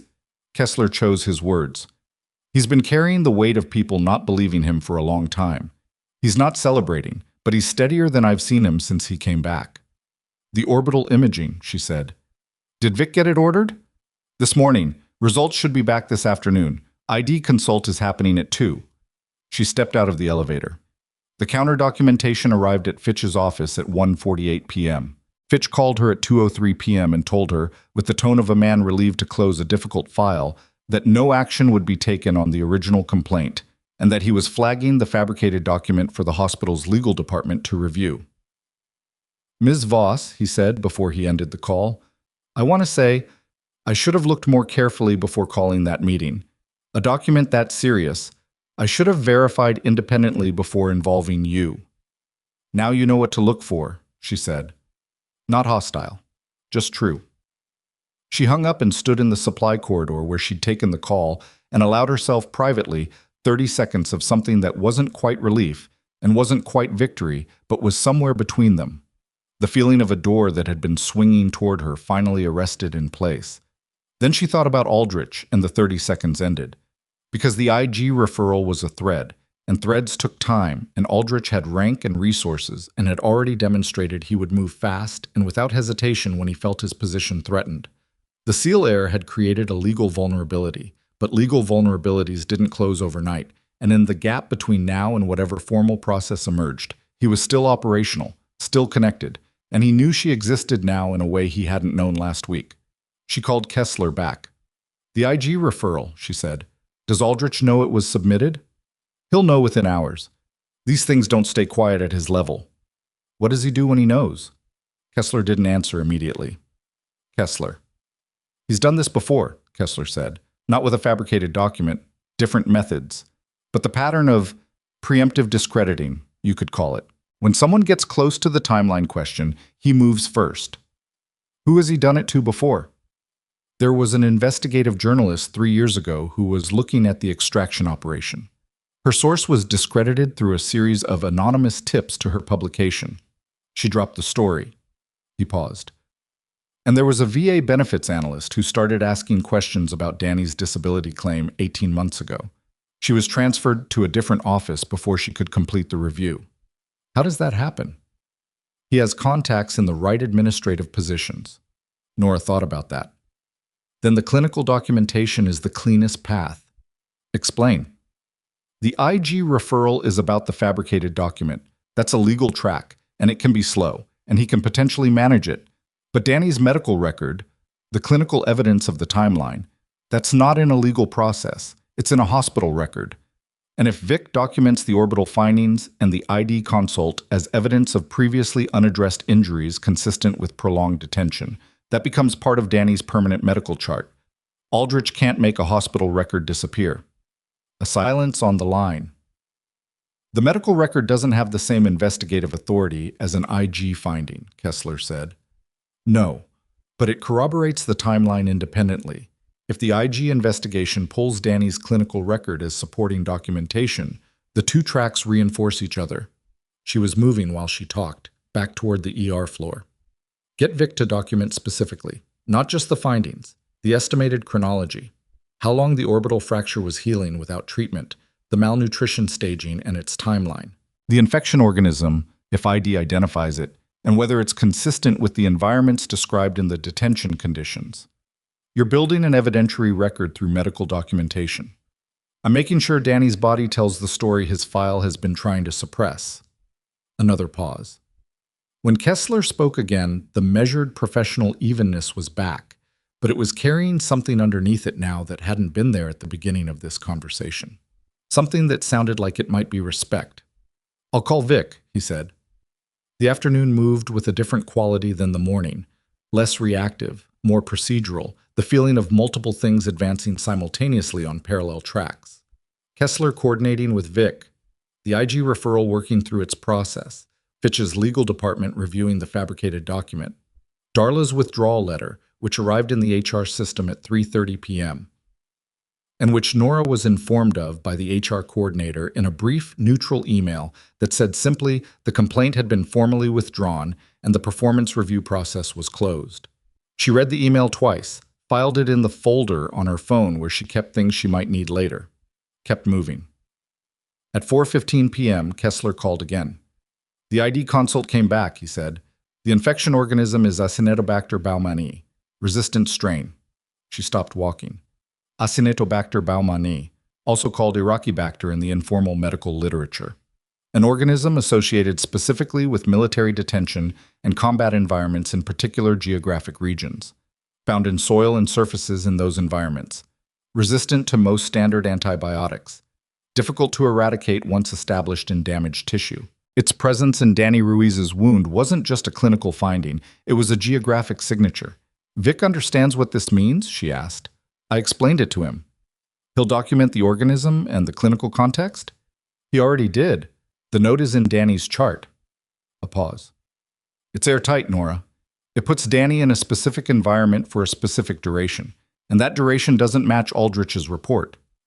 She stood in this corridor outside the ER bay and felt the particular clarity that came when pieces assembled into a shape that couldn't be argued with, not because the argument was shut down, but because the evidence had become larger than the argument. "How is Danny?" she asked. "He asked me to tell you something." "What?" He said, "She always did the work other people decided wasn't their job." She didn't respond to that right away. She wasn't sure what to do with it, practically, so she set it in the same place she kept the other things she couldn't act on immediately, but wasn't going to let go of. "I'm going back to Vantrell tomorrow," she said. "I want to talk to Danny directly about what happens next, what the investigation process looks like for him. He should know what's coming before it arrives." "I'll set it up." She ended the call and stood for a moment in the ordinary fluorescent light of the hospital corridor, which looked the same as it always had and felt, for reasons she couldn't entirely quantify, different. Her phone buzzed. A number she didn't recognize, not Kessler's, not the hospital's administrative line. She almost let it go. Then something made her answer.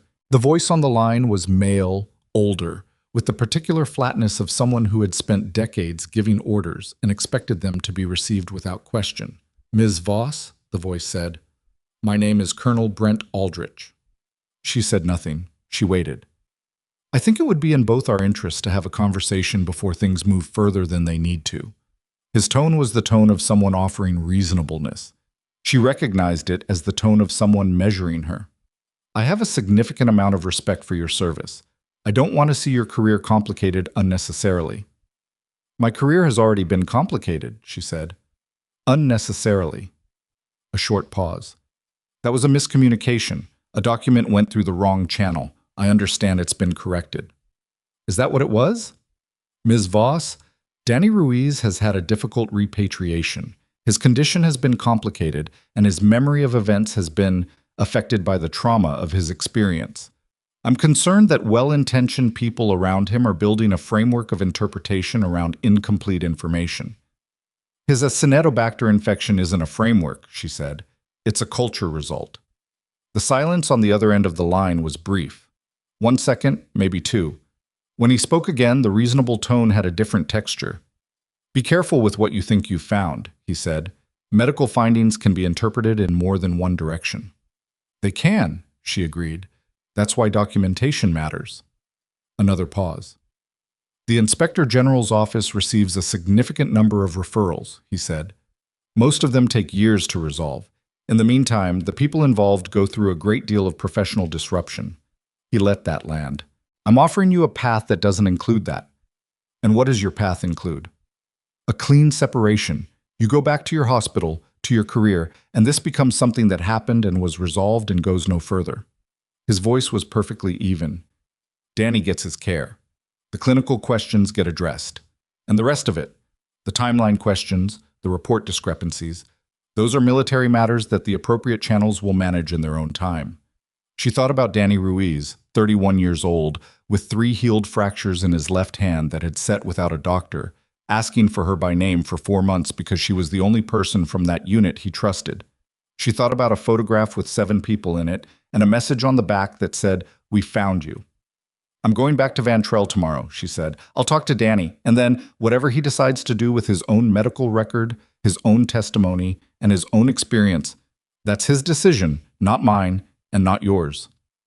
Aldrich's voice, when it came back, had shed the last of the reasonableness. "Ms. Voss," he said, "I want you to think carefully about whether this is worth what it's going to cost you." "I've already thought about it." She ended the call. She stood in the corridor and the ordinary fluorescent light buzzed faintly overhead, the way it always did, and she felt, underneath the steadiness she was maintaining, something that was not fear but was adjacent to it. The recognition that she had just made explicit an adversarial relationship with someone who had rank, reach, and nothing left to lose. She was still standing there when Priya came around the corner with the patient chart in her hand and stopped when she saw Nora's face. "What happened?" Priya asked. "A colonel just told me to be careful about what I think I've found." Priya looked at her for a moment. "What did you tell him?" "That I'd already thought about it." Priya absorbed that. She looked at the chart in her hand and then back at Nora. Is there going to be a problem? There's already a problem, Nora said. The question is what shape it takes. Her phone buzzed again. She looked at the screen. It was Kessler. A text this time, not a call. 3 words. He made contact. She wrote back, "Yes, I know." Then, 10 seconds later, a second message from Kessler arrived. This one was longer, and she read it once and then read it again, because the first time she thought she had misread it. She hadn't. IG analyst pulled Aldrich's original after-action report from the mission archive, compared it to Danny's clinical record. Inconsistency confirmed. But Nora, they found a second name on the report, a co-signatory, someone else who verified the full extraction claim. She looked at the name he had typed below that. It was a name she knew. Not from the military, not from Reno, not from anything connected to Danny Ruiz or Aldrich or the operation or any of the threads she had been pulling. It was a name from Hargrove Memorial. The name on Kessler's message was Ronald Fitch. She read it a third time. The letters didn't rearrange themselves into something more convenient. Ronald Fitch, department director at Hargrove Memorial, the man who had sat across from her in the performance review with his seasonal tie and his carefully neutral expression, the man who had held the fabricated document on his desk and called the meeting urgent. His name was on Aldrich's after-action report as a co-signatory verifying full extraction of all personnel from the operation that had left Danny Ruiz behind. She stood in the corridor and did the math. Fitch had been at Hargrove Memorial for 11 years. She had looked him up once, early in her tenure there, the way employees quietly researched their leadership. LinkedIn profile. A brief mention in a local business journal about the hospital's expansion project, a photograph from a charity dinner. Nothing that had registered as significant then. Nothing that had connected to anything she knew. But 11 years ago, Fitch would have been in his mid-40s, and before hospital administration, there would have been something else. And apparently that something else included a military advisory role substantial enough to put his signature on a classified operational report, alongside a colonel who had just called her personally to suggest she be careful. She called Kessler. He picked up before the first ring finished. "You saw it. Tell me everything you have on him." "Not much yet. The IG analyst found his name 20 minutes ago. We know he co-signed the after-action report. We know he had a contractor advisory role with the DoD at the time of the operation. Civilian, not uniformed. The specific nature of the advisory relationship is still being pulled." Kessler's voice was moving faster than usual. "What I can tell you is that his signature on that report means he verified the same false claim Aldrich made. Either he knew Danny was left behind, or he signed something he didn't verify. Both of those are problems." "Yes." She thought about Fitch receiving the fabricated document about her service record, about his call to her that morning, the managed tone, the relief she had read as genuine. Had it been genuine? Or had it been the performance of a man who had just received a document from someone he was connected to and had understood immediately what it was and why it had arrived? The document had been designed to remove her. Fitch had been the one to receive it and act on it. Whether that was coordination or coincidence was a question the IG office would have to answer, but the fact of his signature on Aldrich's report meant it was no longer a question she could set aside. "Does Danny know about Fitch?" she asked. "Not yet." "Don't tell him tonight. Let me talk to him tomorrow in person before this gets bigger." "It's going to get bigger fast, Nora. The IG analyst is moving. This isn't something I can slow down even if I wanted to." "I know. I'm not asking you to slow it down. I'm asking you to let Danny hear the shape of it from someone he trusts before he hears it as news." She paused. "Can you give me until noon tomorrow?" A beat. Noon. She ended the call and stood for another moment. The corridor was empty. The department hummed behind the double doors to her left. Somewhere above her, Darla Ostrowski was in a recovery room with her leg elevated and a surgical repair holding her liver together. And she had told Nora that what she'd done couldn't be separated from what she'd decided. Nora thought about that. She thought about what couldn't be separated from what. Then she pushed through the double doors and went back to work. Because there were still patients in the department and she was still on shift, and the work had never once waited for her to finish processing her own situation before demanding her attention. That was the nature of it. That was also, she had come to understand over the years, the thing that had kept her functional through worse than this. The fact that when you were needed, the need was immediate and concrete and didn't care what else was happening in your head. She worked until 7 a.m. She drove to her apartment. She slept for 5 hours, which was more than she had expected and less than she needed, and woke to 4 messages. One from Kessler confirming the noon arrangement, one from Priya asking how she was doing in the brief, direct way Priya asked most things, one from the HR coordinator noting the formal closure of the performance review process, and one from a number she didn't recognize with a Nevada area code she had never seen. She listened to the voicemail from the unknown number. It was a woman's voice, measured, careful, introducing herself as Senior Investigator Diane Marsh from the Inspector General's office. She said she was leading the inquiry related to the referral submitted by Garrett Kessler and that she would like to speak with Nora at her earliest convenience. She left a direct number. Nora called it back within the minute. Marsh picked up and dispensed with preliminary courtesy quickly, which Nora appreciated. "I want to be transparent with you about where the investigation stands," Marsh said. "We have the sealed discrepancy on the document sent to your hospital, which gives us jurisdiction. We have Kessler's referral, which gives us the operational thread. We have Dr. Vick's clinical documentation from Van Trell, which gives us the timeline inconsistency. And we now have Ronald Fitch's co-signature on the after-action report, which we are currently examining for its implications." "What do you need from me?" Nora asked. "Your clinical notes from your consultation with Mr. Ruiz, your own service record for baseline reference, and your account of the phone call you received from Colonel Aldrich yesterday evening." "He called from a personal number." "We have that number already. The call log is part of the record." A brief pause. "Ms. Voss, I want to ask you something directly." "Go ahead." "In your assessment, is Danny Ruiz in a condition to provide formal testimony?" She thought about that carefully, not quickly. "His cognition is intact," she said.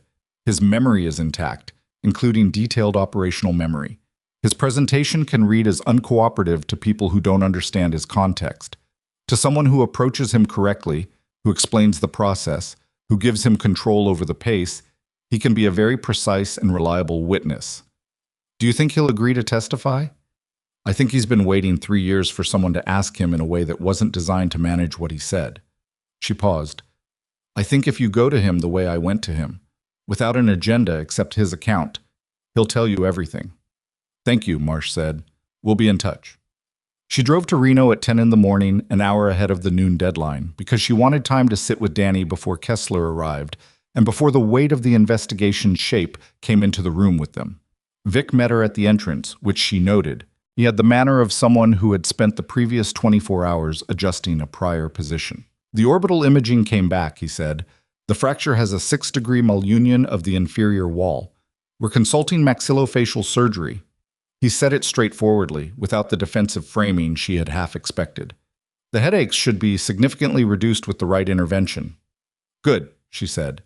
The ID team confirmed the Acinetobacter and adjusted the coverage. They're optimistic about clearing it within 3 weeks with the new regimen. "He'll feel the difference within a few days." "Yes." Vic looked at her, not with the calculating assessment from the first visit, something that had moved past that. "You got all of this from 1 hour with him and a chart review." "I got it from knowing his history," she said. "The clinical picture made sense when I had the full context."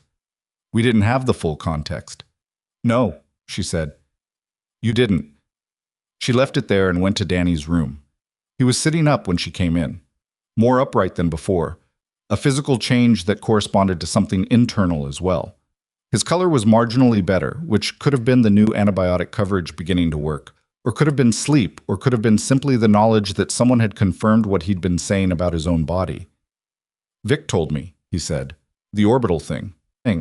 Surgery will fix it properly." "Yeah." He looked at his hands for a moment. "The left one, where the healed fractures ran through the metacarpals. I kept telling them the headaches weren't from my head." "I know." "They kept writing patient reports persistent headaches, etiology unclear." He said it with the flat, tired irritation of someone who had watched their experience be translated into clinical language that missed the point. "Etiology unclear. I told them where it hurt every time." "You were right," she said.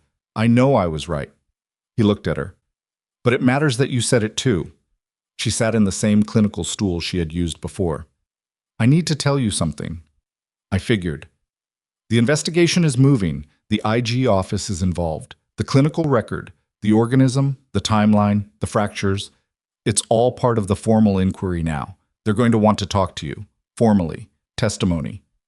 He absorbed that. His face went through something complicated and then settled.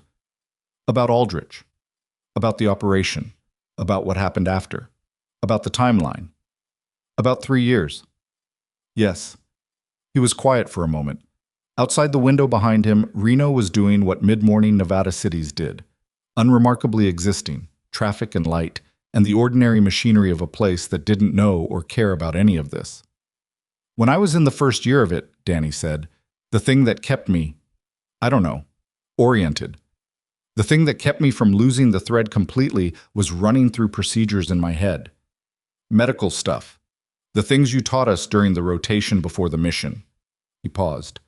Wound management, pressure assessment, how to tell the difference between pain that was damage and pain that was the body doing what it was supposed to do. A small, dry sound that wasn't quite a laugh. I kept doing it because it gave me something that was real, something I could check. She listened without interrupting. I don't know if it helped medically, he said, but it helped me. It's the same reason any of it works, she said. You have something concrete to hold on to. He nodded. Then, I'll testify. If Marsh? That's the investigator? Diane Marsh. If she comes right, I'll give her everything. He looked at Nora steadily. I've got a pretty good memory for detail. I know you do. Kessler arrived at noon as agreed, and the three of them sat in Danny's room while Kessler outlined the process, the IG timeline, the likely sequence of formal interviews, the protections afforded to Danny as the subject of the inquiry rather than a witness within it. He explained it clearly and without the bureaucratic padding that made these conversations usually unbearable, and Danny asked 2 precise questions and received 2 precise answers, and by the end of it, the shape of what was coming was clear enough to be prepared for. When Kessler stepped out to make a call, Danny looked at Nora. Fitch, he said. She met his eyes. Kessler told me before he walked in, Danny said. I know you asked him to wait. He has a noon deadline, not a 10 a.m. one. He told me at 11:50. The corner of Danny's mouth moved slightly. I'm not upset about it. I needed a minute to sit with it before you got here. Are you okay? I don't know what Fitch's involvement actually was, he said. Maybe he signed a document without reading it carefully enough.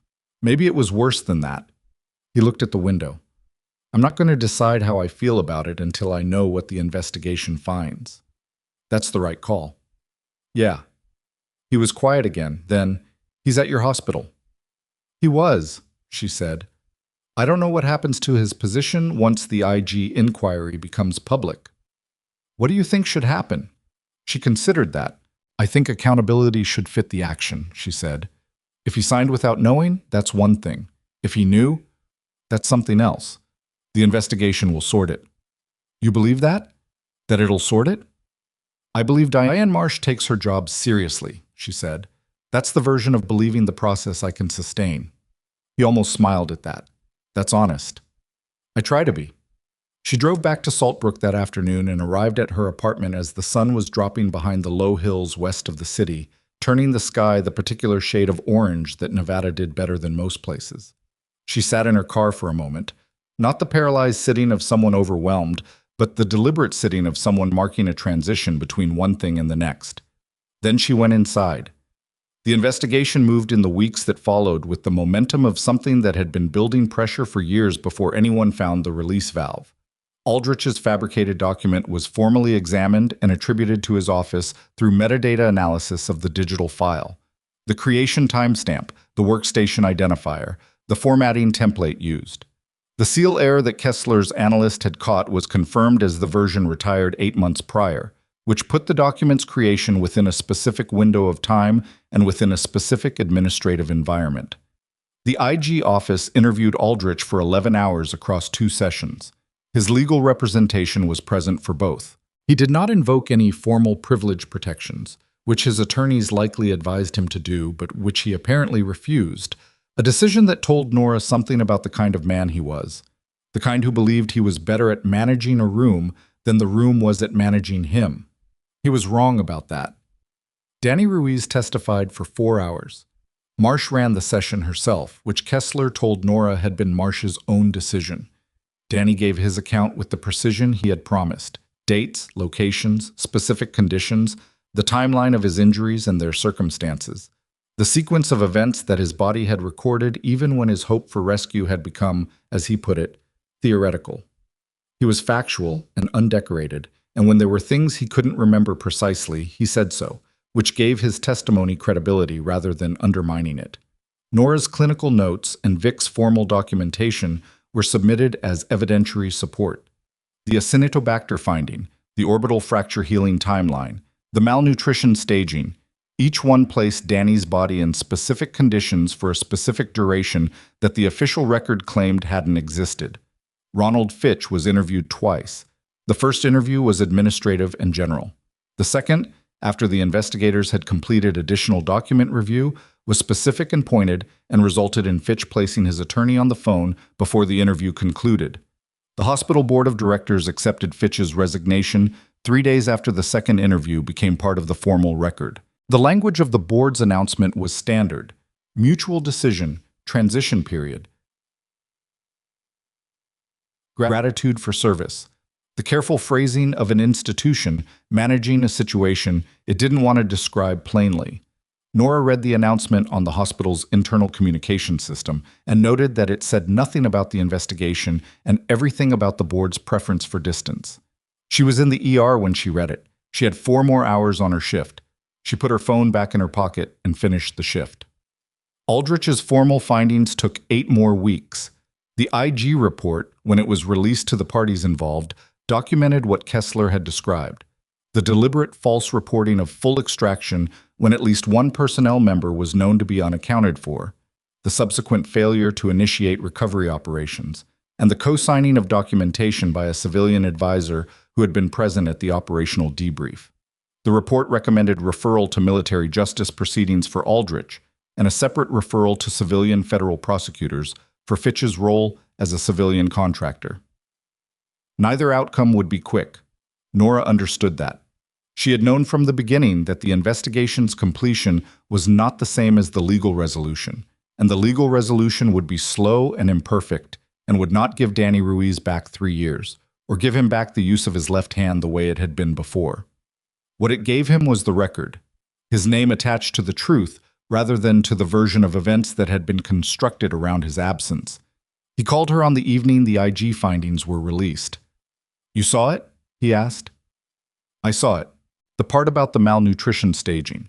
They used Vic's note almost word for word." "Vic documented well," she said, "because you told him what to document." She didn't argue that. "How are you doing with it?" A pause. "I've been sitting with it for an hour," he said.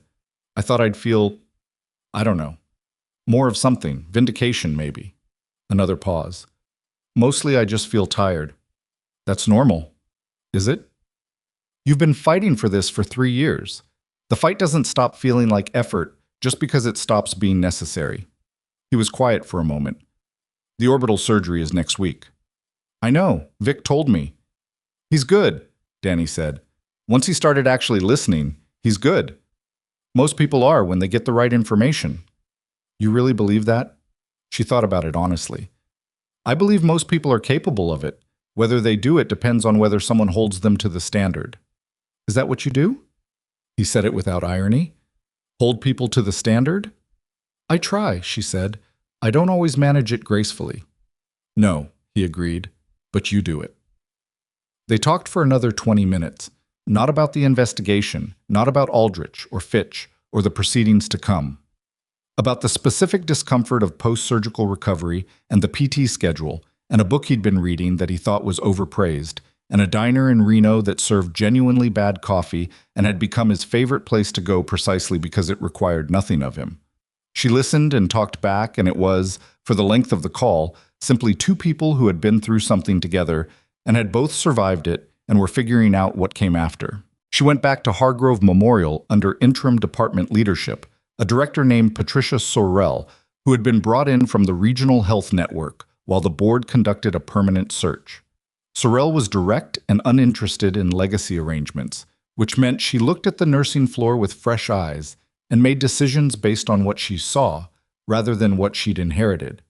Within 3 weeks, she had restructured the charge nurse scheduling and eliminated what she described in a departmental meeting Nora attended as administrative gatekeeping that doesn't serve patient outcomes. She didn't name anyone. She didn't need to. Darla Ostrowski returned from medical leave 6 weeks after her surgery, cleared for limited administrative duties. She came back to a floor that had changed in ways she hadn't been present to manage. She was quieter than before.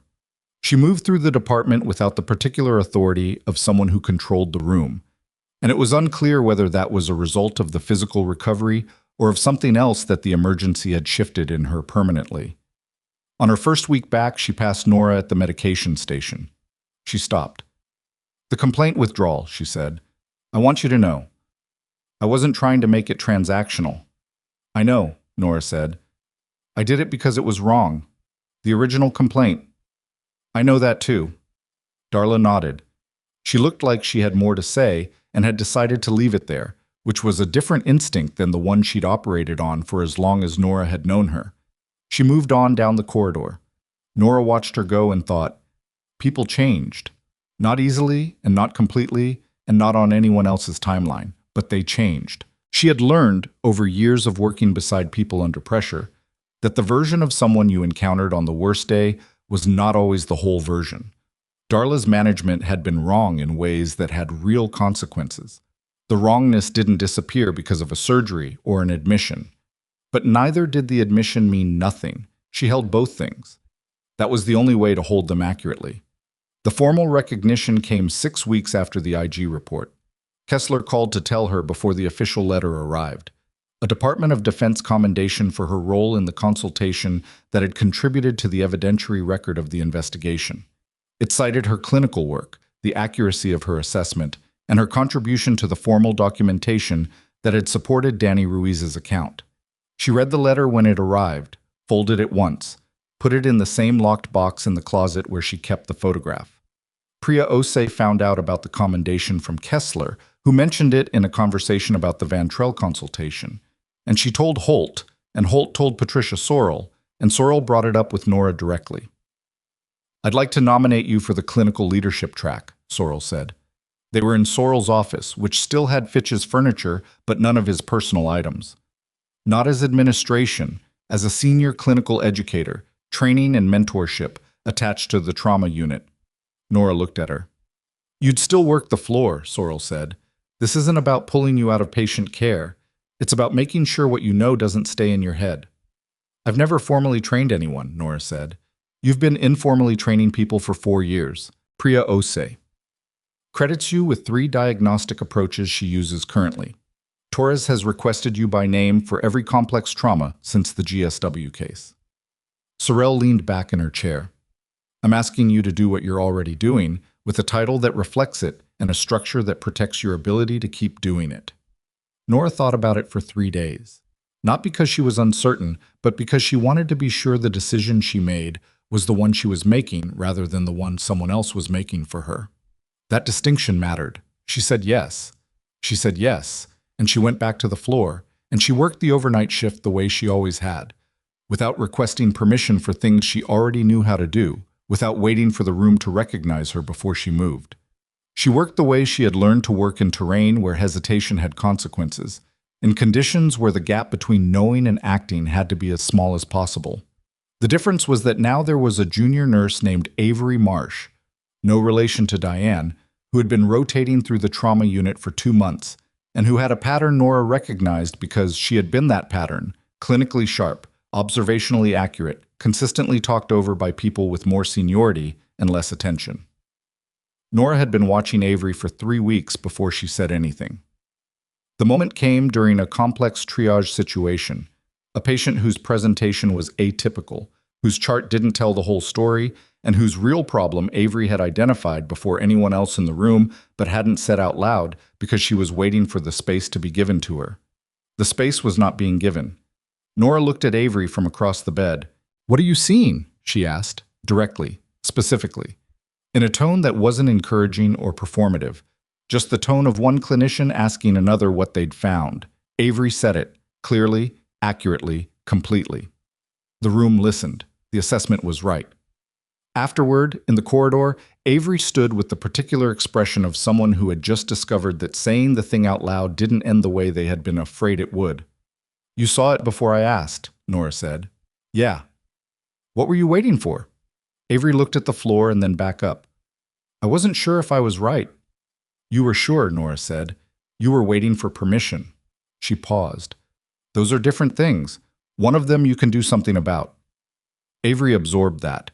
Not with the bright, grateful expression of a lesson received, with the slower, more complicated expression of someone encountering an idea that was going to take time to fully metabolize. The real kind of learning. "How do you know the difference?" Avery asked.